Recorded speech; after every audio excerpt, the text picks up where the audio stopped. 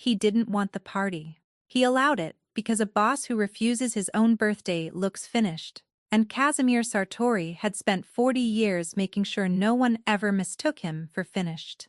But that night, in a hall laid for 200, the lights burned over rows of empty chairs. His own men had picked a side, and it wasn't his. Then, at 9:11 p.m. the freight doors opened, and the woman who scrubbed the parking levels walked in, holding a supermarket cake, with his name misspelled in blue gel. What she did after she set it down didn't just rescue his empire.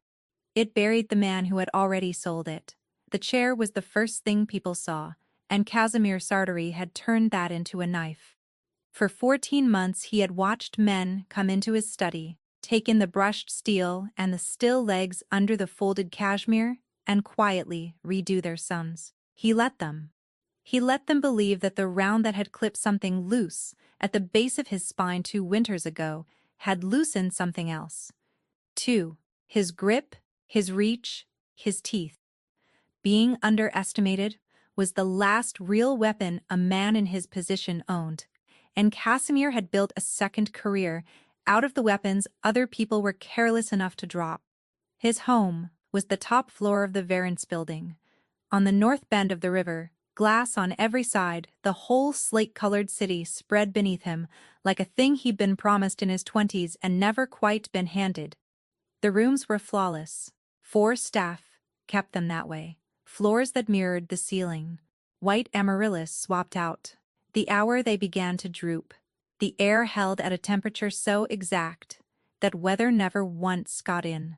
It was a magnificent place, and it had the stillness of costly things, the stillness of a gallery after the last visitor leaves. Lately, Casimir had begun to notice that the quiet was the only guest that never left. He would be 62 tomorrow. He turned the number over, the way he turned everything, now hunting the angle, the soft spot, and the use. There was none. 62 was just a figure that told the people who owed you how close they were to no longer having to. Belmonte's kitchen confirmed, said Rennick, from the doorway. Rennick Vale had been Casimir's underboss for 7 years, and his right hand for 3, a rangy, unhurried man, with a jaw like a shovel, and a way of standing precisely where the lamplight died before it reached his eyes. Casimir had once trusted him the way you trust the floor under a chair, without examining it, because examining it meant admitting it might give. Recently he had started to examine it. Numbers, Casimir said. All of them. The Auroras, the Petrosian brothers, old Delacroix and his people, the harbor captains, even the deputy from the port authority is sending his man. Rennick recited it from memory, which was one of the things that had always made him valuable. 200 confirmed, biggest room this city's seen in a decade. Everyone who counts, Cass, all of them, coming to bend the knee. Everyone who counts, Casimir repeated. You built the whole thing. Let them stand up and say so. Casimir looked out at the river. The word knee sat oddly in Rennick's mouth these days. Smooth, buffed, the sound of a word that had been spoken in other rooms, to other people, for reasons that had nothing to do with respect. He set it beside the rest of the small wrong things he'd been quietly stacking for weeks. The sit-downs that finished before he was wheeled in. The 2 shipments, rerouted, for the tides. The way the dock men had stopped ringing his private line and started ringing Rennick's. On their own, nothing. Stacked, a shape. Casimir had lasted 62 years by trusting shapes long before he could give them names. There were smaller things too, the kind a lesser man would never have logged. 3 weeks ago his accountant, a timid, meticulous creature named Foss, who had counted the syndicate's money for 2 decades and never once looked Casimir in the eye, had begun looking him in the eye. Just slightly, just enough. The look of a man who has been told, by someone, that the person he is afraid of will not be the person he is afraid of much longer, and who is practicing, in advance, not being afraid. Dr. Casimir had noticed it, the way you notice a hairline crack in a wine glass. Not because it does anything yet, but because you know exactly what it becomes. And there was the matter of his own men. For 30 years, the soldiers on his detail had greeted him with the particular alertness of people whose paycheck and continued breathing both depended on his good opinion. Lately, that alertness had gone soft at the edges. They still opened doors. They still said the words. But there was a half-second lag now, a fractional slowness, the tell of men who have quietly begun to wonder whether the good opinion they're working to keep is still the one that matters. A boss learns to read that lag, the way a sailor reads a change in the color of the water, long before the storm, and never wrong about it. He had said nothing to anyone. That was the discipline of it. You did not accuse a shape. You did not go to war with a suspicion, because a suspicion aired was a suspicion that could be laughed off, managed, turned back on you as the paranoia of a man past his prime. You waited. You let the shape finish, drawing itself, and you made certain, in the meantime, that no one, least of all, the man drawing it, understood that you could see the pencil moving. "Who's running the floor that night?" he asked. "Belmonte on the food. The Varence's own people on the room. Ours on the doors." A pause. Half a breath. Too long. "And the cleaners get sent home by 5. You won't have a mop crossing your eyeline all evening." There it was again. The little contempt, folded so neatly you could miss it. The quiet assumption of what Casimir would and would not want in his sight. He said nothing. Silence made men keep talking, and men gave the most away in the space they rushed to fill. "I want a list," Casimir said at last. "Everyone on that floor. Doormen, kitchen cleaners, all of it." Something moved across Rennick's face and was gone, quick as a bird's shadow over a pane. "The cleaners too. Indulgent old man." When Rennick had gone, Casimir sat for a long while in the failing violet light. Far below, in the building's hidden channels, the day shift was clocking out, and the night shift clocking in. The unseen people who kept the glass bright and the flowers fresh, who came and went through doors he had never once used. He had never wondered about a single one of them, no more than a man wonders about the hinges on his own front gate. He would remember that later, that on the final ordinary evening of his old life he had been a man who did not wonder.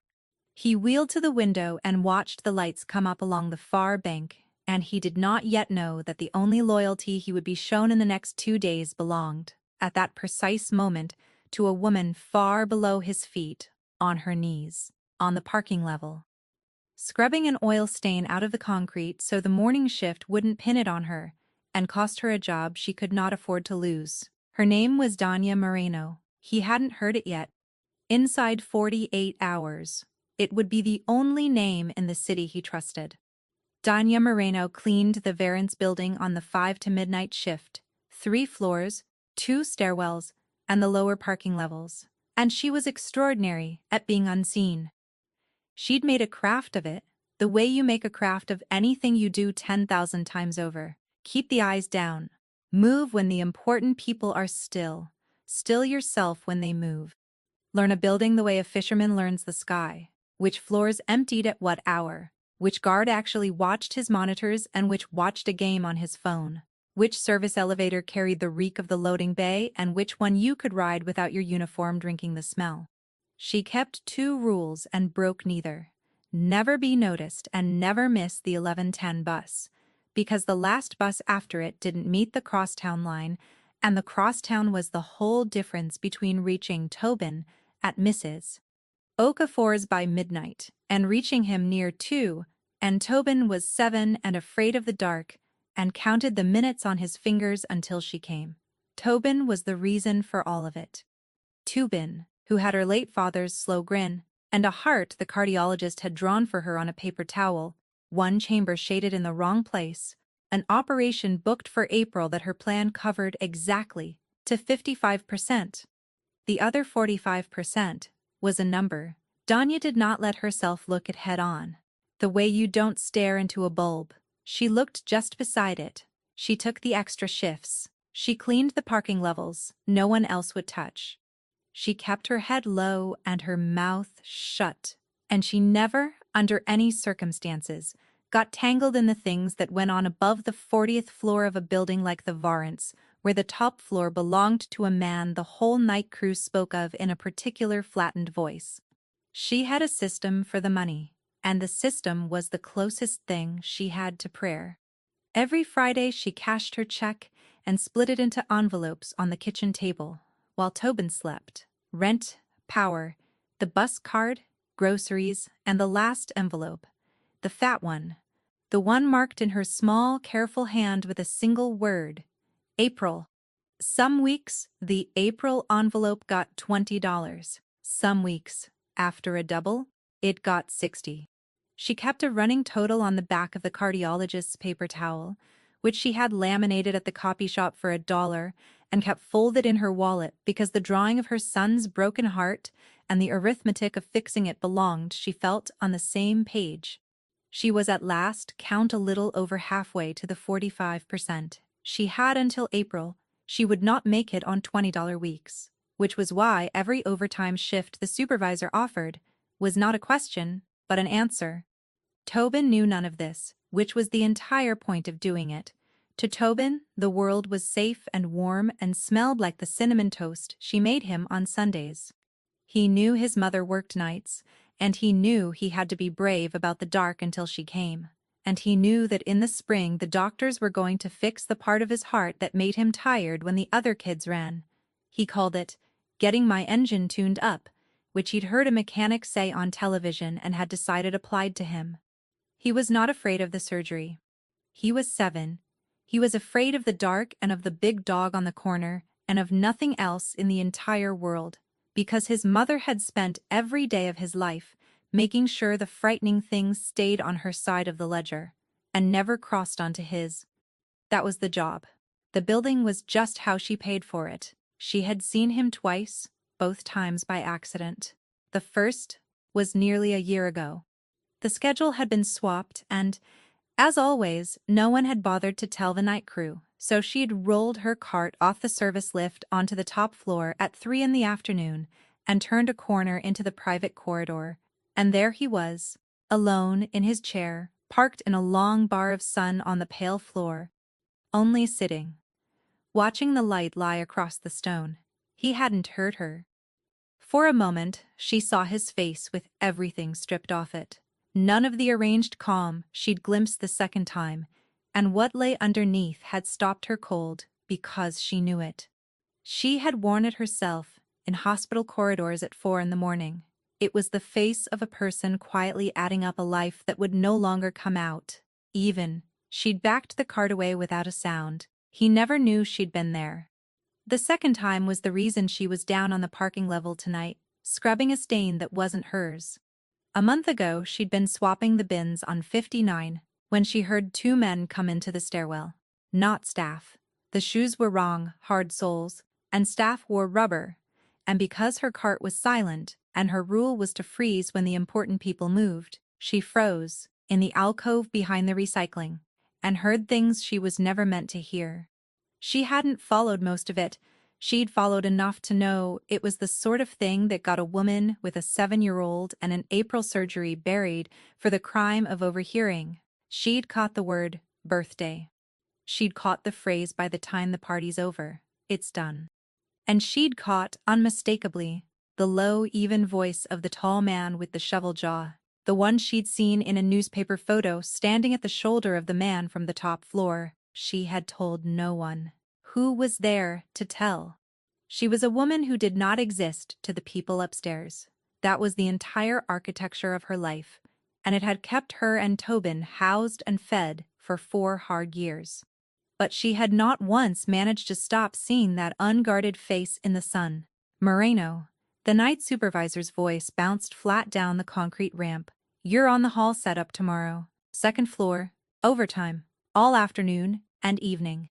"You want it." Danya sat back on her heels. Overtime was the surgery. Overtime was always. "Yes, I want it," she said. She didn't know, kneeling there with the brush in her cracked hands, that she had just signed on to be in the one room, on the one night, where the shape of everything would finally step into the light. She only knew that the man on the top floor turned 62 tomorrow, and that somewhere in this same building 2 men had used that word, birthday, the way ordinary men used the word deadline. She finished the stain. She caught the 11:10. She held her son in the dark of their small, warm room, and counted his heartbeats under her palm, one chamber shaded wrong, and told herself again that none of it was her business. The hall on the Varence's second floor could seat 300, and by 7 o'clock, it was the most beautiful empty room in the city. Danya had helped make it beautiful.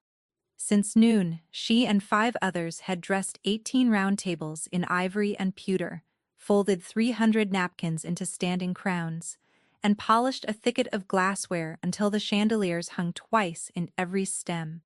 A run of white amaryllis and silver thistle marched the whole length of the head table. An ice lion, the Sartori crest, had already begun its slow surrender onto a chased silver tray. In the far corner, a piano trio warmed their fingers.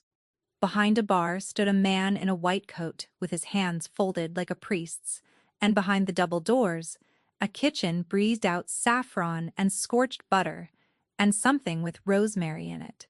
It was, Danya thought, the most expensive thing she had ever been permitted to stand inside. At 7:30 the trio began to play. At 7:30 the doors were opened wide. At 7:30 the man from the top floor came in. She was against the back wall with her cart, half hidden by a pillar, doing the thing she did, being furniture, and so she watched him. The way you watch something you're not supposed to see. He came in slowly, working the wheels himself, refusing the offered arm of the young man at his side, dressed in a suit so dark it swallowed the light around it, his silver hair combed straight back, his face set into the costly and arranged nothing she remembered from the newspaper.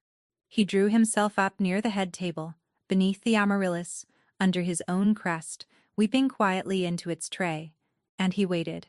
At 7:50 no one had come. At 8:10 no one had come. The trio played on. The man in the white coat kept his post.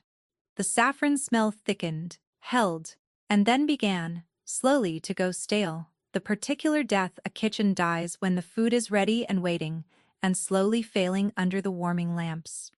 Danya watched the boss check his watch once. At 8, a small exact movement of the wrist, and then never again. He simply sat beneath the flowers, inside the vast glittering silence, both hands resting on the arms of the chair, and became in real time a monument to a thing that was not going to happen. Danya understood it before he would let himself. She had spent her whole life inside rooms as the person who did not count, and she knew, with the certainty of long practice, exactly what an empty room meant. It meant a decision had already been made, somewhere else, by everyone, at the same hour. It meant the word had gone out along a wire she couldn't see. It meant the man under the flowers had already lost a thing he didn't yet know he'd lost, and the empty chairs were only the shape of it, dragged into the light, so that even he would finally have to look.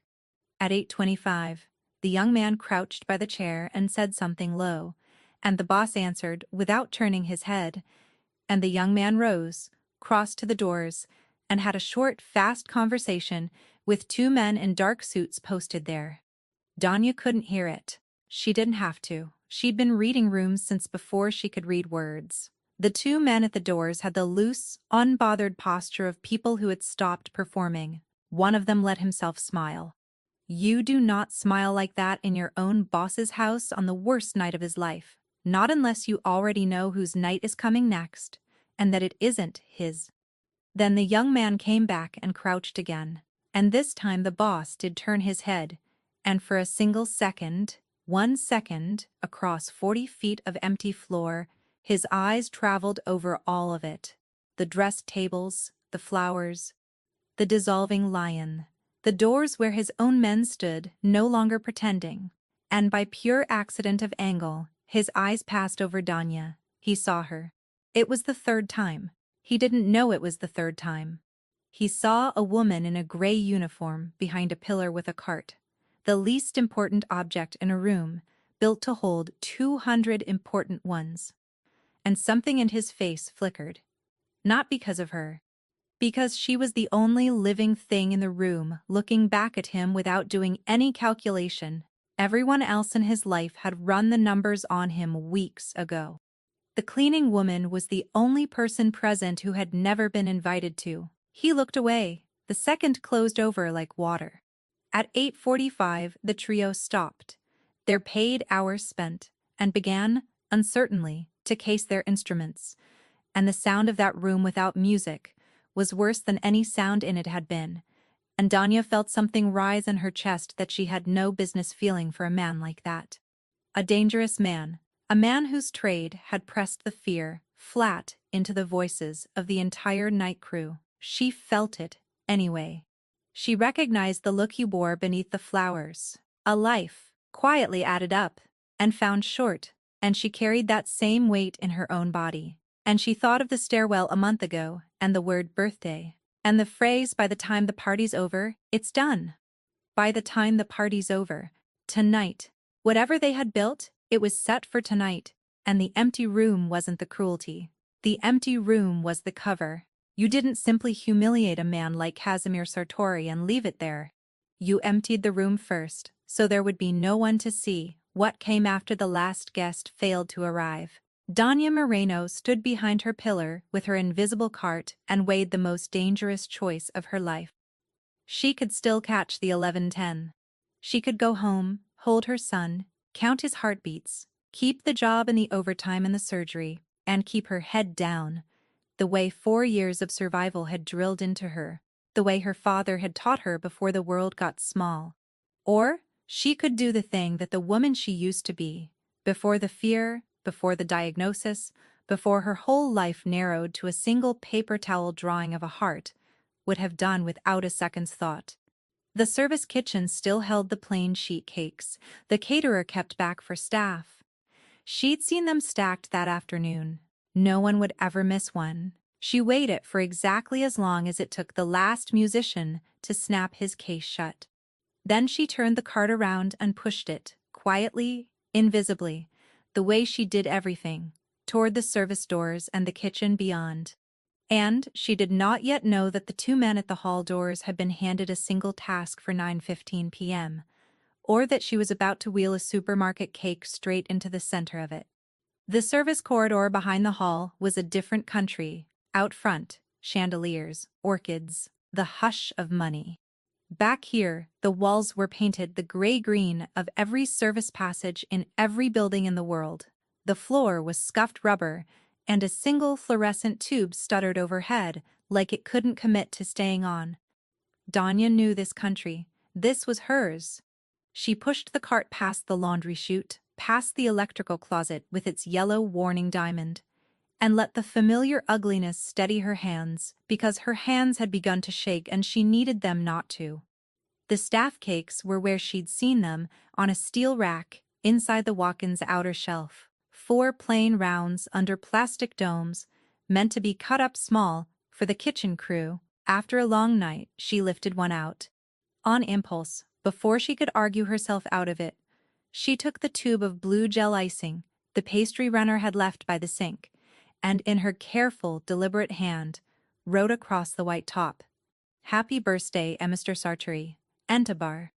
She misspelled it. She wouldn't notice until much later, and when she did she would want to sink through the floor.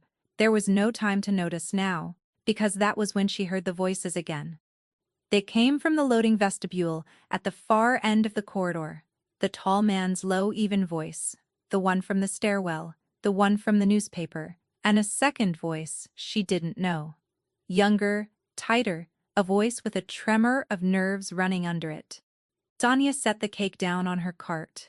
Her 2 rules stood up in her and screamed at her. Never be noticed.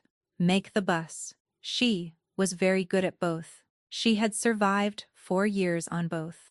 She rolled the cart, silent on its good wheels, to the mouth of the vestibule, and she stilled, in the dark beside a column of stacked banquet chairs, and she listened. Doesn't matter that the room's empty. That's the point of the room being empty, the tall man was saying. Rennick. She had learned his name the way you learn the name of a thing that frightens you, from other people's careful mouths. Nobody's here. Nobody sees him go up. Nobody sees anything. And after? The younger voice said. After? The old man had a hard night. Nobody came to his party. He goes up to that big glass apartment, alone, feeling every one of his 62 years, and sometime before morning, a heart as old and tired as his simply stops. His own doctor'll say it. His own doctor already knows to say it. The scrape of a lighter. It's clean. It's sad. It's clean. The captains are sure. The Auroras, the port people. They didn't stay home tonight by accident, Rennick said. They stayed home because I told them the seat was already changing hands. You think 200 men no-show the biggest room of the decade out of shyness. They picked me. All that's left is making the picking official.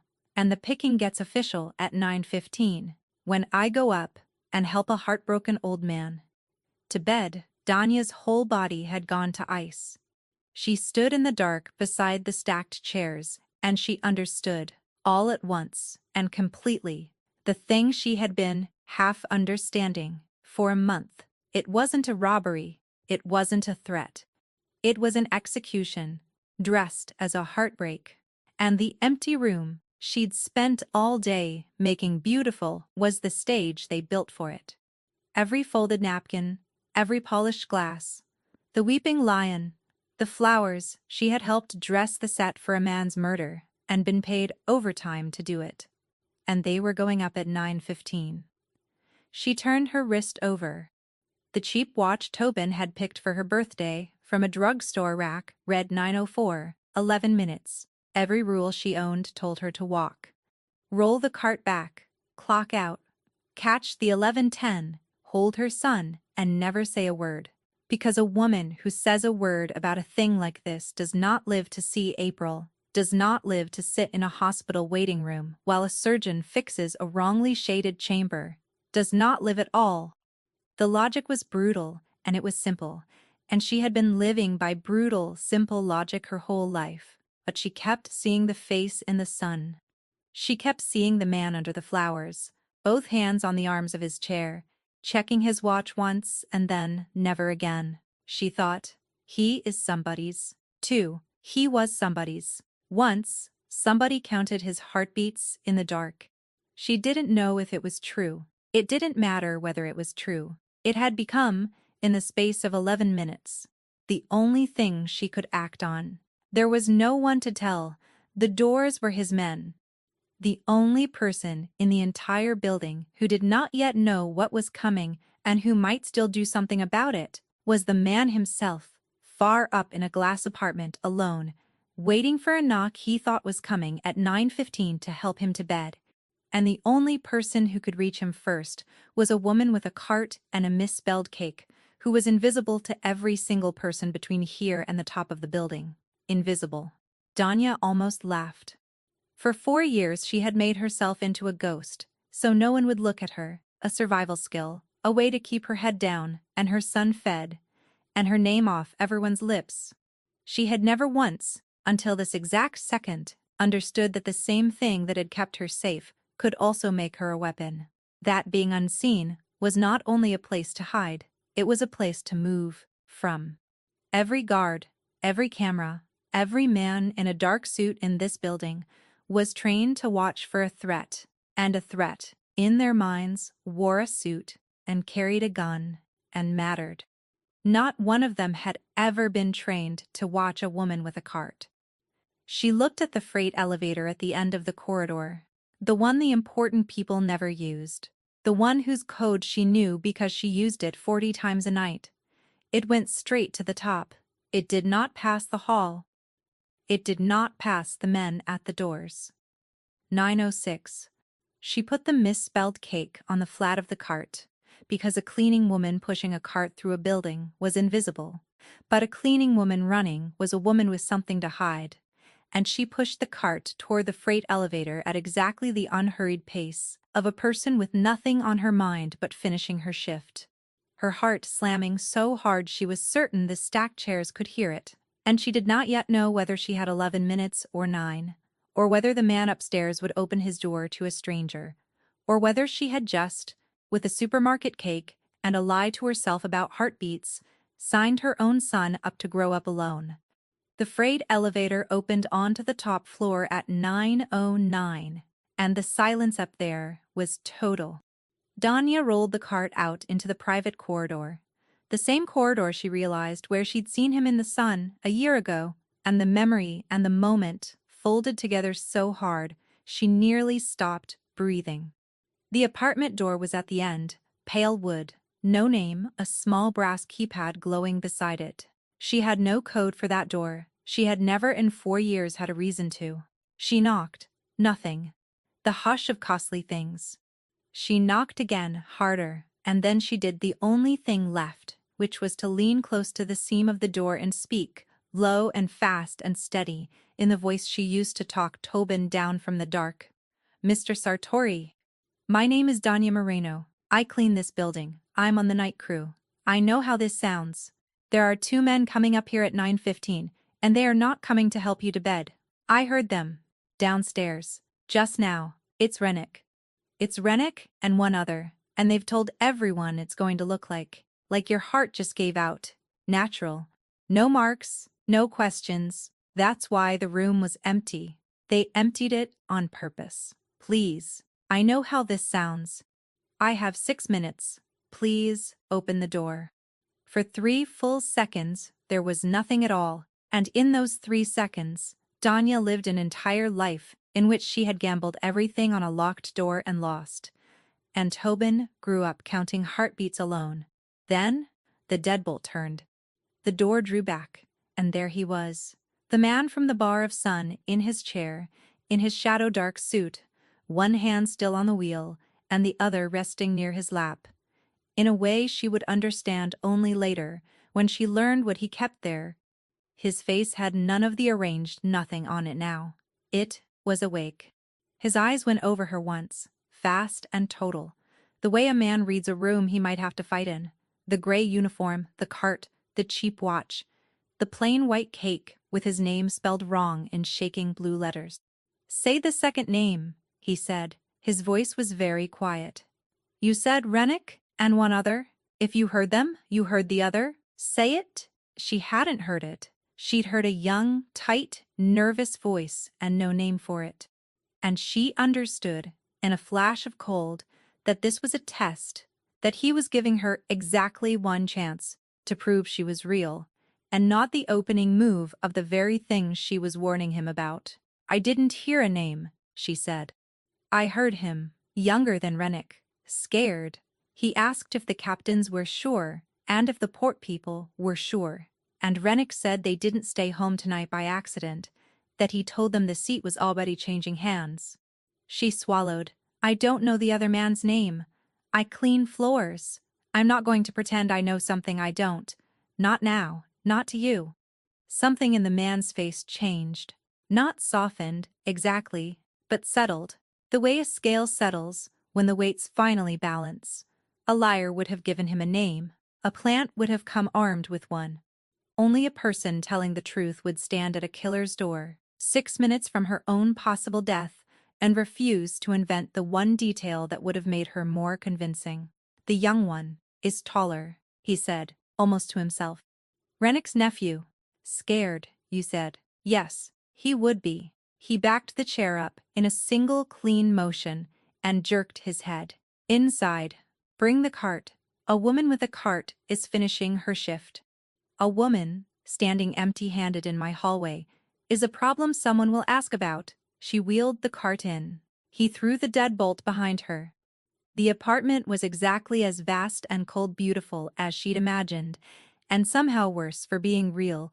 Acres of pale floor, glass on every side, the whole city burning below them, and in the middle of all that money, one man in a chair, who had just been informed by a stranger that everyone he'd built his life around had sold him for parts.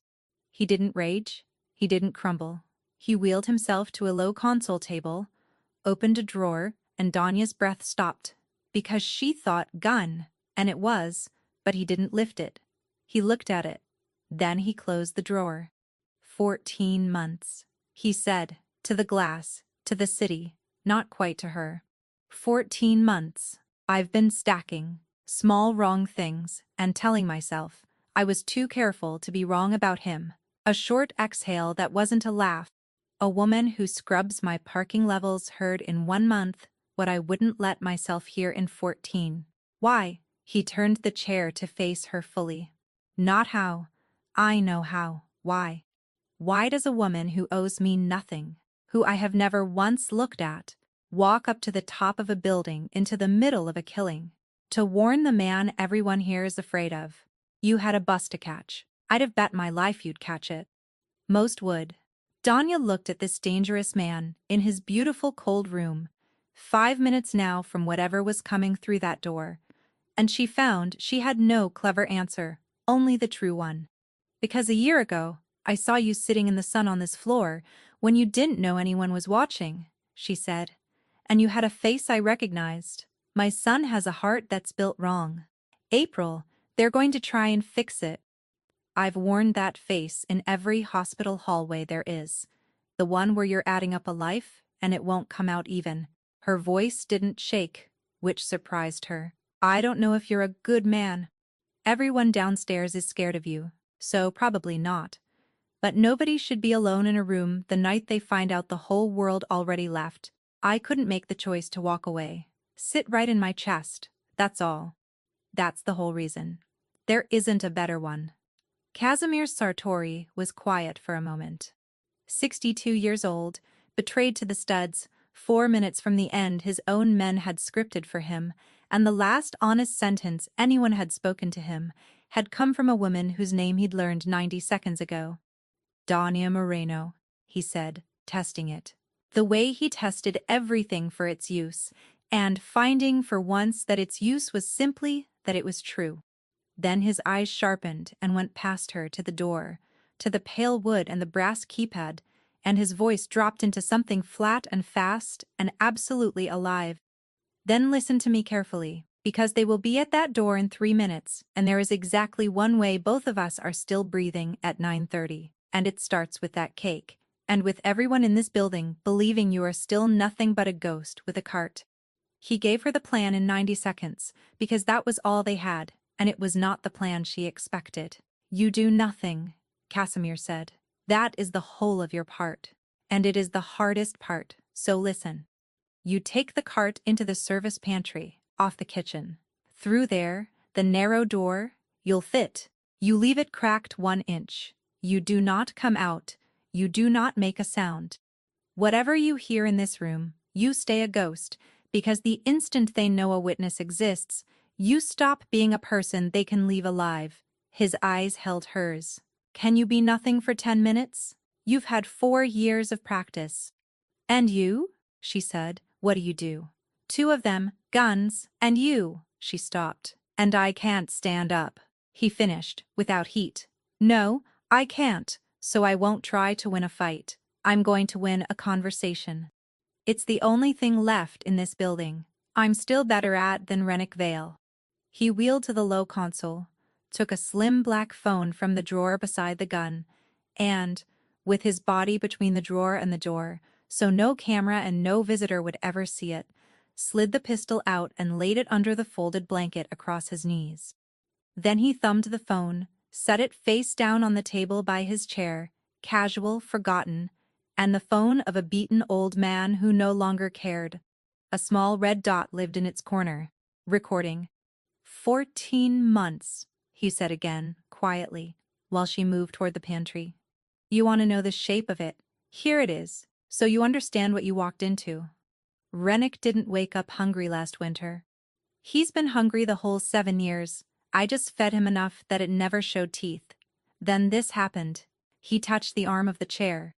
And a hungry man looks at a boss, who can't walk, and stops seeing a wall, and starts seeing a door. He began skimming the harbor tariffs 18 months ago. Small. Under the tide line.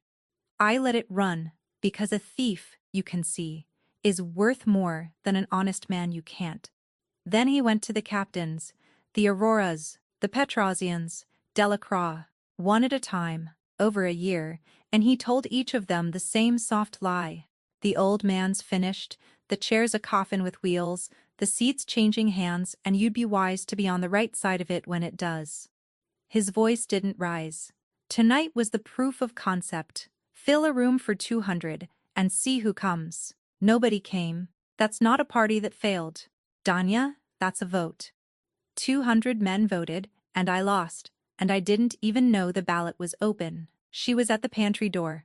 The heart thing the doctor, Halloran, my physician, bought, clearly, or he'd never have agreed to sign the certificate before the body was cold. A thin, terrible smile.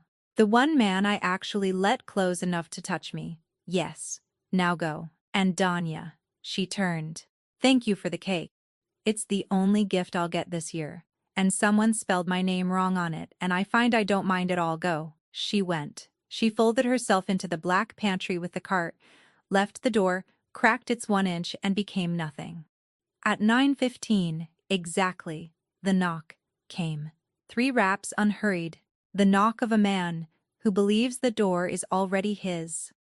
Doc Casimir wheeled himself to the center of the great room, under the cold blaze of the city, and let his shoulders round, let his hands go slack in his lap over the blanket.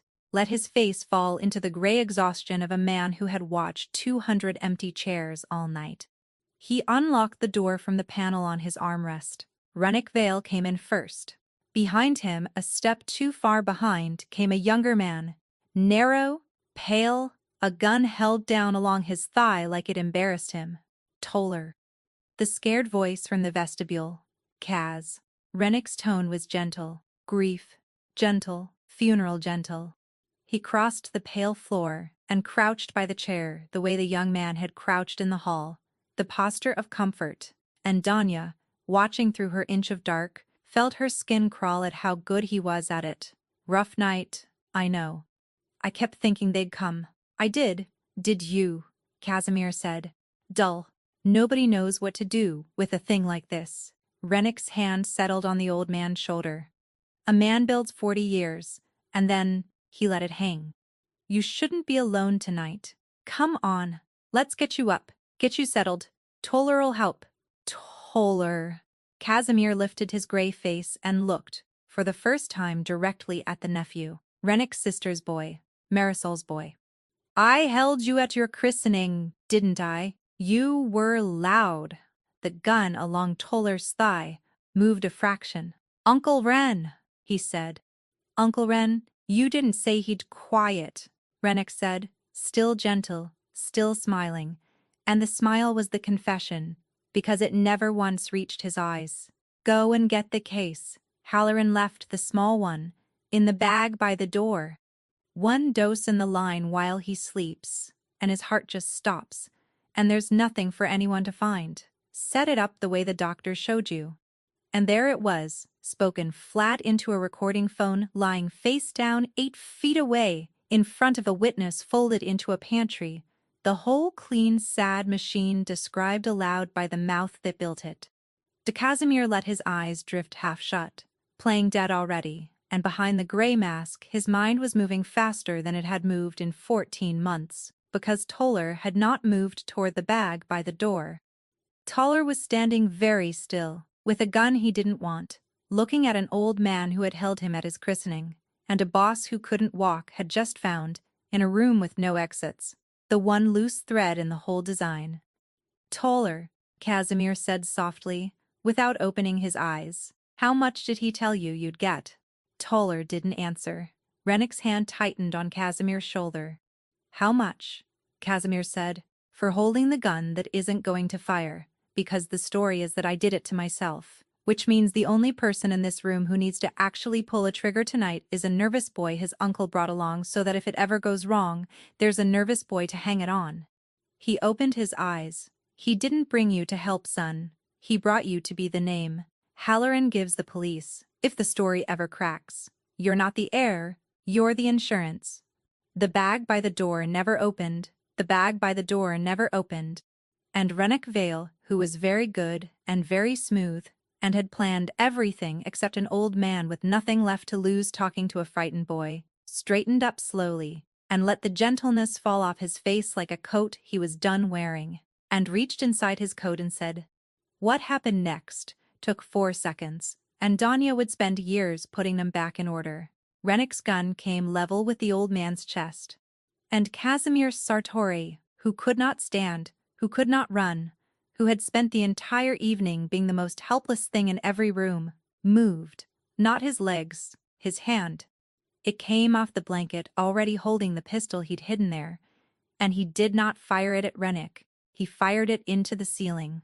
The report was enormous in the glass room, plaster rained. And, in the half-second, every human animal spends flinching at a gunshot. Casimir was already talking, fast, and iron hard. The beaten old man gone entirely. Toller that shot carries down the shaft to the concierge desk, and the nightman calls it in, and there is a record, right now, of gunfire in this building at 9:16. Which is a problem for a story about a heart that just stopped. Your uncle just lost his clean night. There's no quiet death anymore. There's only a shooting, and shootings need a shooter. And I promise you, Marisol's boy, he has already decided it's going to be you. He never raised the gun toward anyone. He held it pointed at the floor, a man refusing the fight he couldn't win, winning a different one. Put it down, and you walk out of the only version of tonight where you don't spend your life in a cage. Rennick. Look at him. He's already gone, and Rennick had.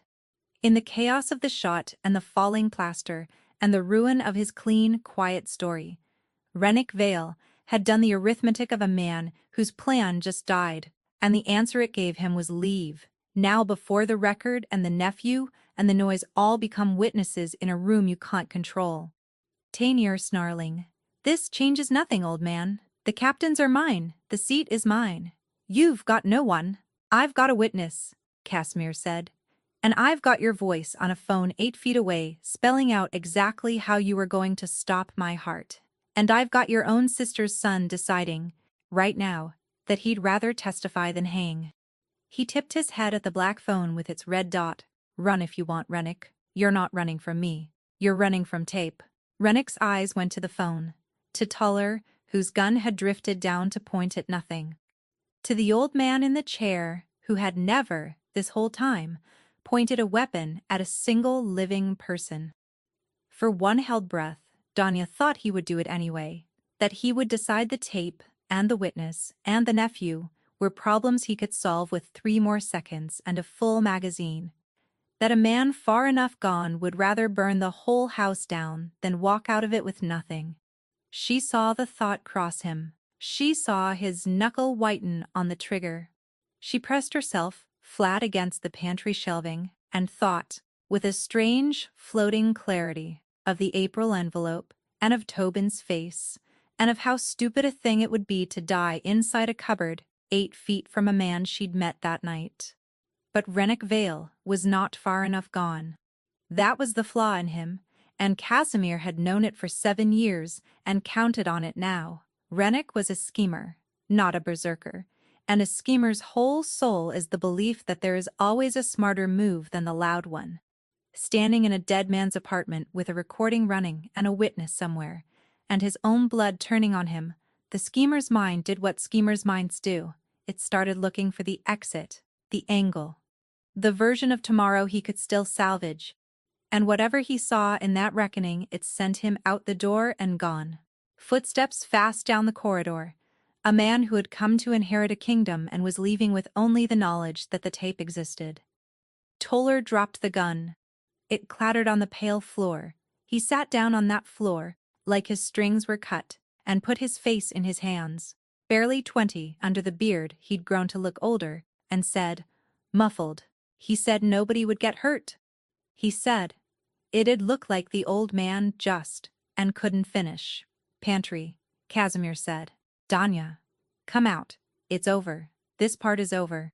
She came out on legs that barely held her, and the room stank of gunpowder and plaster dust.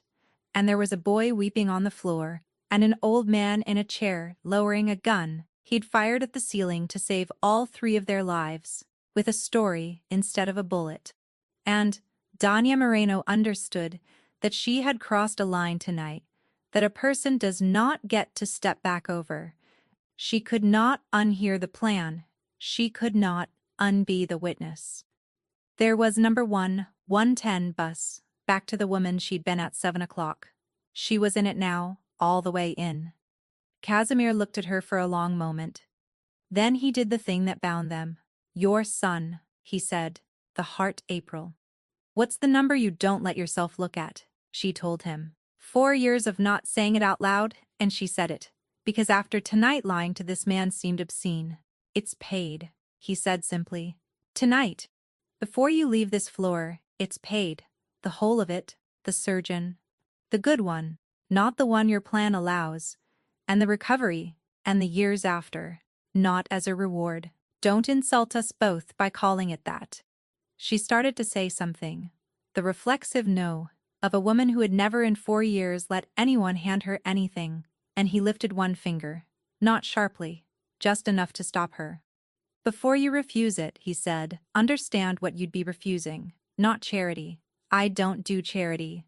Ask anyone downstairs. They'll tell you I once let a man's warehouse burn for a debt of $900. On principle. This isn't that. You did the one thing money has never once bought me in 40 years of spending it. And you did it for free. And there is only one honest response to that. And it isn't gratitude. Gratitude is cheap. It's a debt. His voice roughened, just slightly.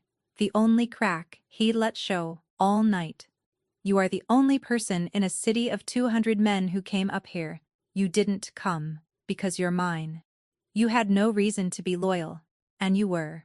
And I have spent 40 years buying loyalty, and I have never once, until tonight, been given it for free. So, no, not a reward, a debt.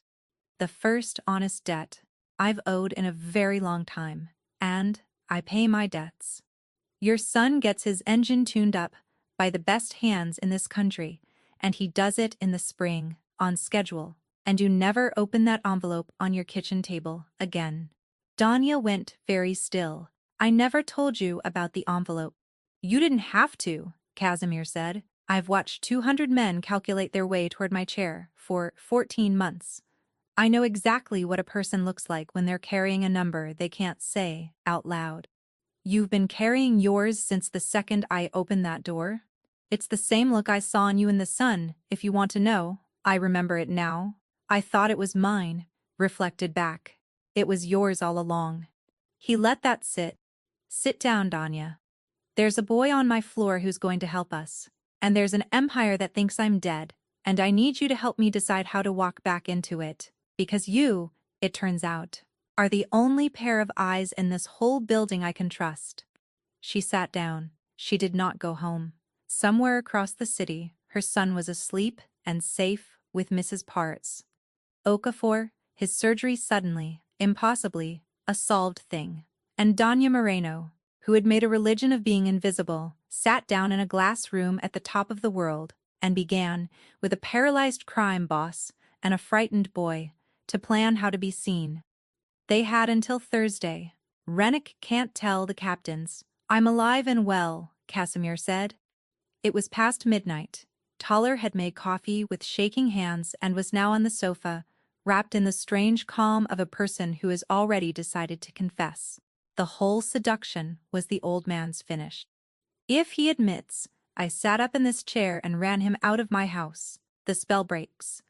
They'll wonder what else he lied about. So, he'll do the opposite. He'll accelerate. He'll tell them the transfer's done, the old man's handled, and call the sit-down to make it official before anyone can check. My guest Thursday. The Varens boardroom. Downstairs the neutral floor. He'll want it fast, and he'll want it public. Because a public coronation is hard to walk back. Then we don't let him have a coronation, Danya said. We let him have an audience. He looked at her. Go on. She had been a ghost in this building for 4 years. She knew things about it no captain did. Every man who no-showed tonight did it because Rennick told them. Privately, one at a time, that you were done.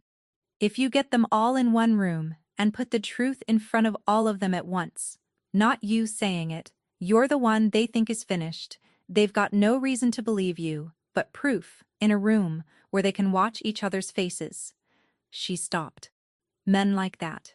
Do they hate being played more than they fear a strong boss? Or less? More, Casimir said softly. Infinitely more. A captain will kneel to a killer all day.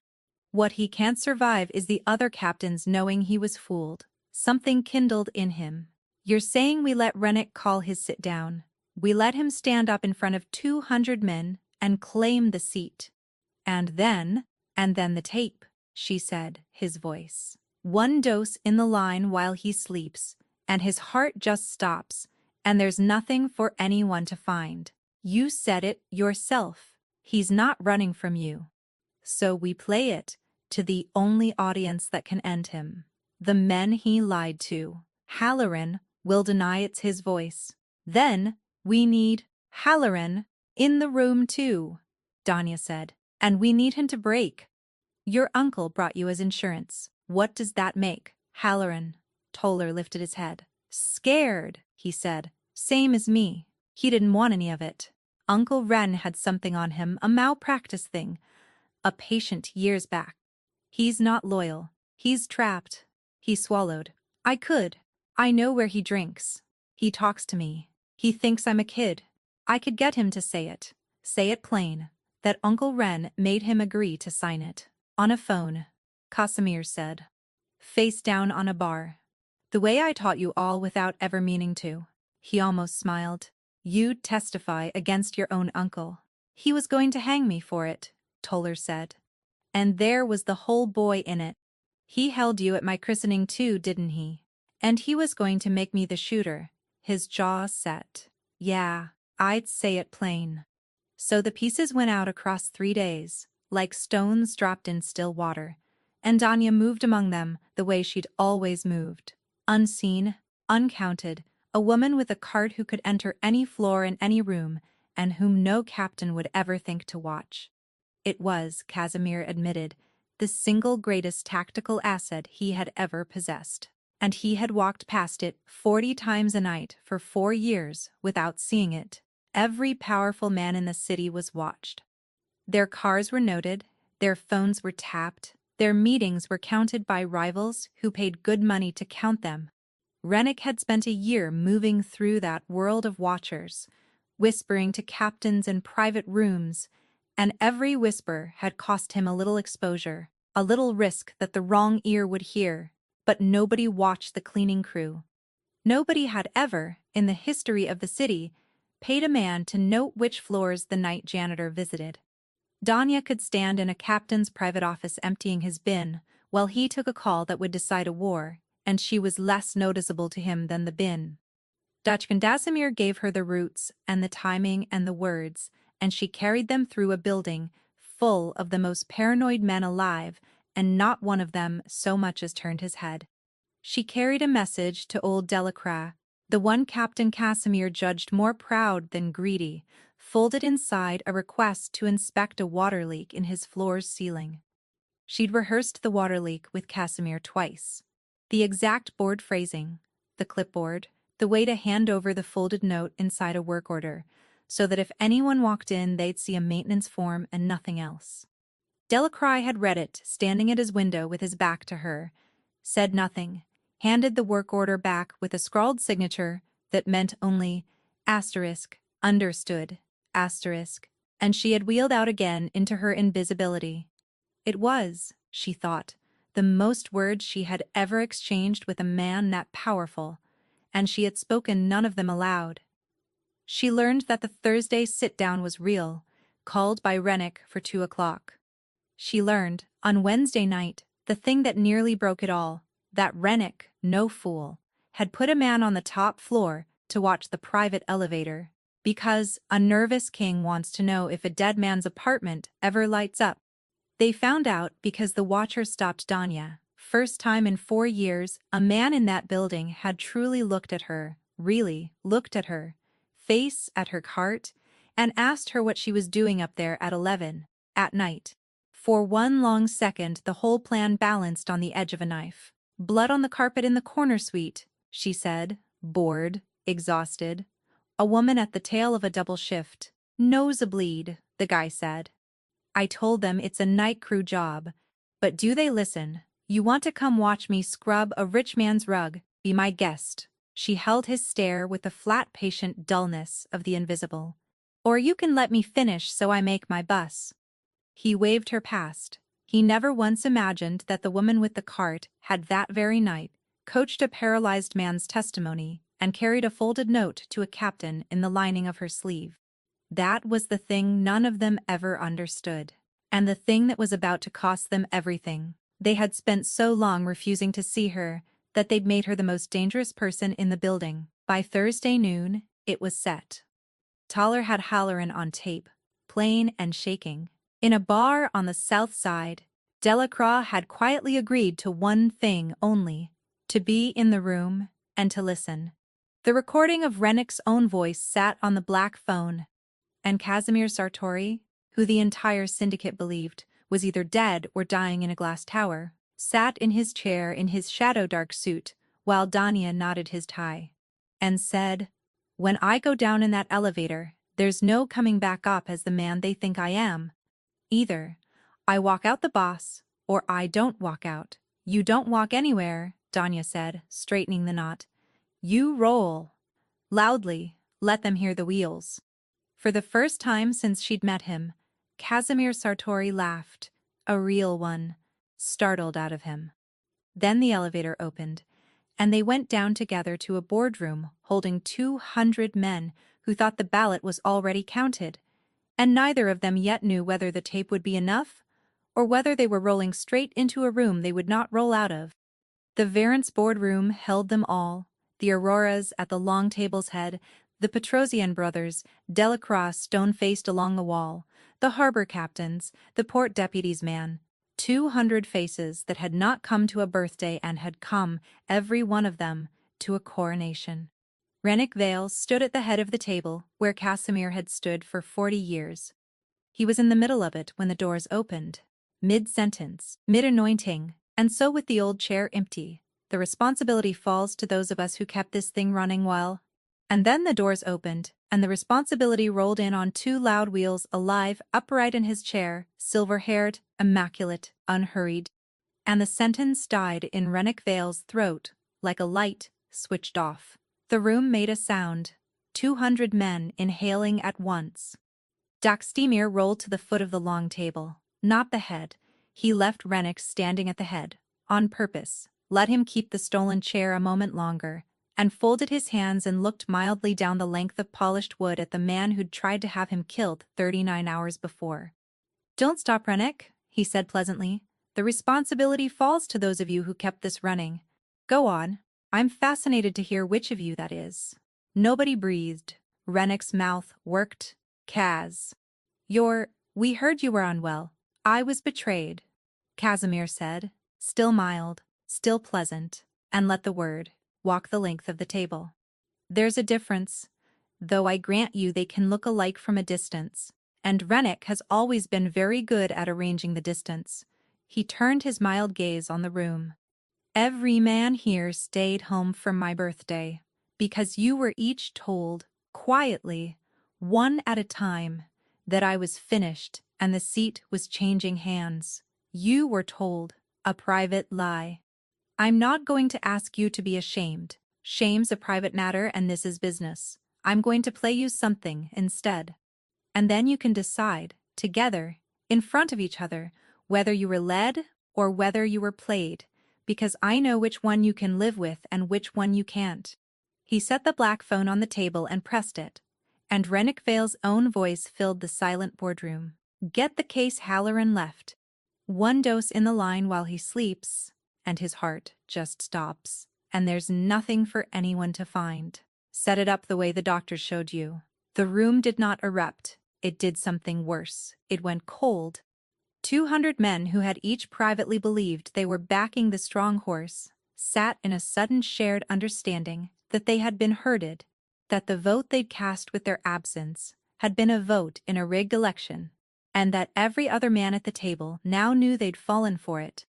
Gautier Seymour watched it move through them like weather. The eldest Aurora, at the head of the table, went slowly the color of ash, and set down the glass he'd been holding, very carefully, as though a loud sound might now be dangerous.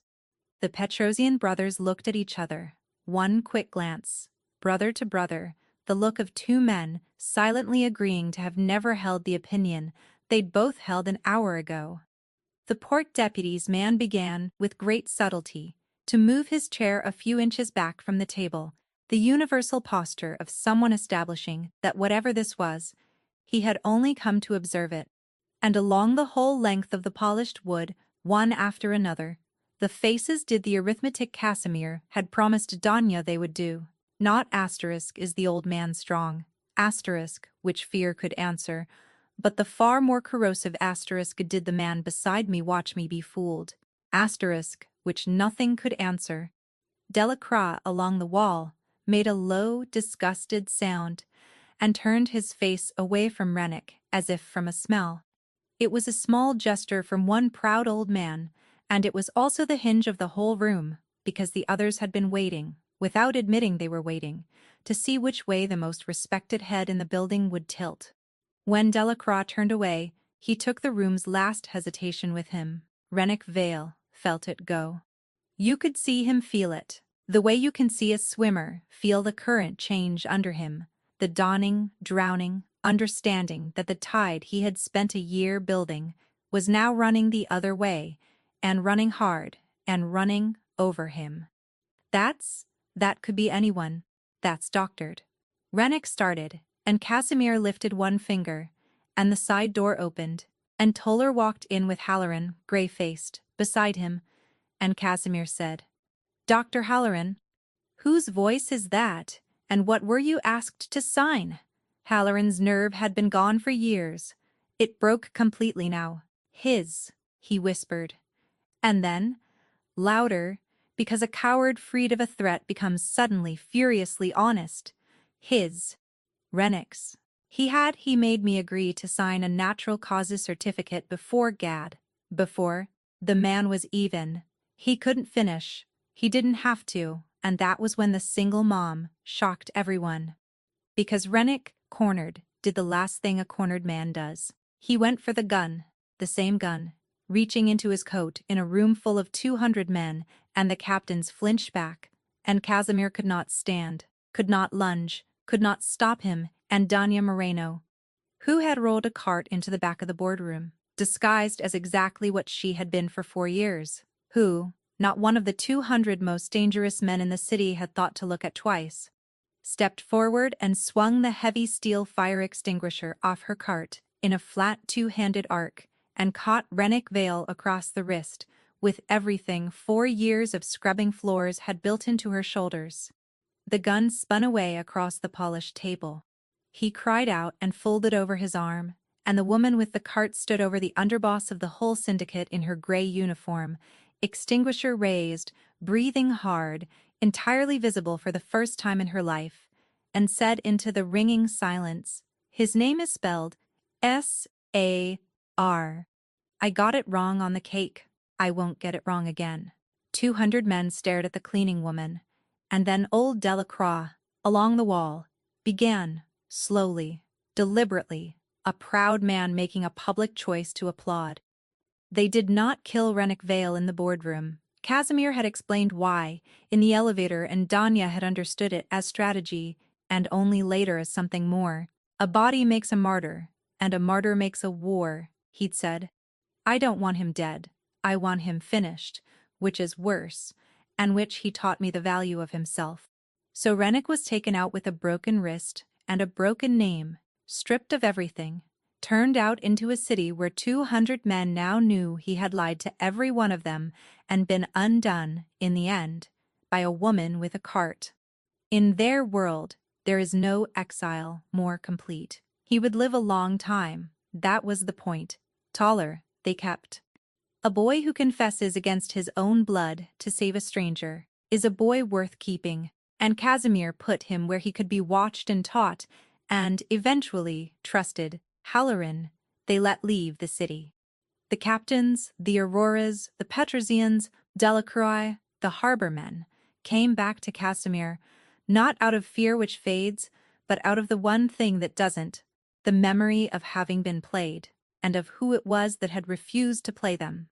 A boss who survives an execution by 200 betrayals and returns without spilling their blood, only their pride.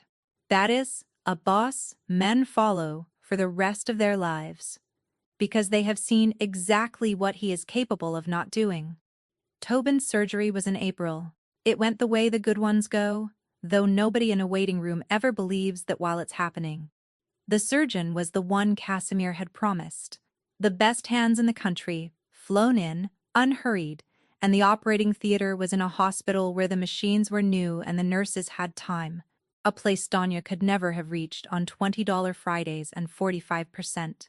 She had walked her son to the doors in his paper gown that morning, and he had looked up at her, 7 years old, unafraid, and said, "They're tuning my engine, Mom," and grinned her late father's slow grin, and she had held it together until the doors swung shut, and then not at all. Danya sat in the waiting room at 4 a.m, wearing the look Casimir had recognized a year ago in a bar of sun. The arithmetic of a life that would not come out even, and this time she was not alone in the hallway. There was a man in a chair beside her who had insisted on being wheeled in at 3 and had not left, who did not say much, who was simply there, both hands folded, keeping her company through the long hours of the night.